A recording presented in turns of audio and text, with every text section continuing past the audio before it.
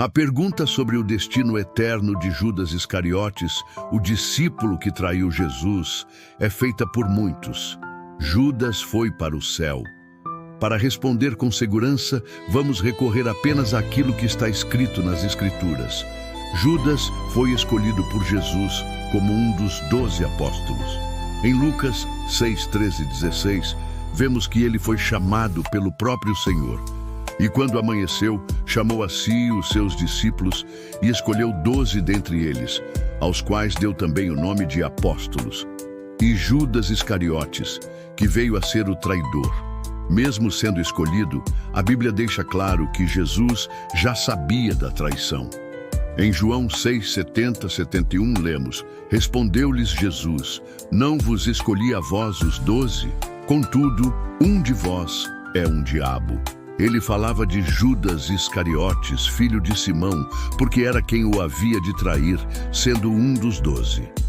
Jesus chama Judas de um diabo, mostrando que, apesar de sua posição entre os discípulos, seu coração estava longe de Deus.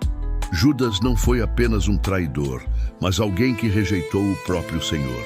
Em Mateus 26, 24, Jesus diz algo impactante sobre o destino de Judas. Em verdade, o Filho do Homem vai, como acerca dele está escrito. Mas ai daquele homem, por quem o Filho do Homem é traído. Melhor lhe fora não haver nascido. Se Jesus afirma que teria sido melhor Judas nunca ter nascido, isso indica um destino trágico e eterno. Esse tipo de linguagem não é usada para pessoas salvas, mas para os que estão sob condenação. Além disso, após a traição, Judas sentiu remorso. Mateus 27, 3, 5 relata: Então Judas, o que o traíra, vendo que Jesus fora condenado, arrependeu-se e tornou a trazer as 30 moedas de prata aos principais sacerdotes e aos anciãos, dizendo: Pequei, traindo sangue inocente. Eles, porém, disseram: Que nos importa? Isso é contigo. E ele, atirando para o templo as moedas de prata, retirou-se e foi enforcar-se. Judas teve remorso, mas não houve arrependimento verdadeiro acompanhado de fé. O remorso levou ao desespero e ao suicídio, não à salvação. A Bíblia faz distinção entre tristeza segundo Deus e tristeza segundo o mundo. 2 Coríntios 7:10 diz: Porque a tristeza segundo Deus opera arrependimento para a salvação, da qual ninguém se arrepende, mas a tristeza do mundo opera a morte. O fim de Judas confirma essa verdade. Sua tristeza foi segundo o mundo e não resultou em salvação. No livro de Atos, Pedro fala sobre o fim de Judas e cita o salmo que profetizava sua queda. Homens e irmãos, convinha que se cumprisse a Escritura que o Espírito Santo predisse pela boca de Davi acerca de Judas, que foi o guia daqueles que prenderam Jesus. Porque foi contado conosco e alcançou sorte neste ministério. Agora, este adquiriu um campo com o galardão da iniquidade, e precipitando-se, rebentou pelo meio, e todas as suas entranhas se derramaram. Atos 1:16, 18. E no versículo 25 do mesmo capítulo, ao escolherem o substituto de Judas, Pedro afirma: para que tome parte neste ministério e apostolado, de que Judas se desviou para ir ao seu próprio lugar.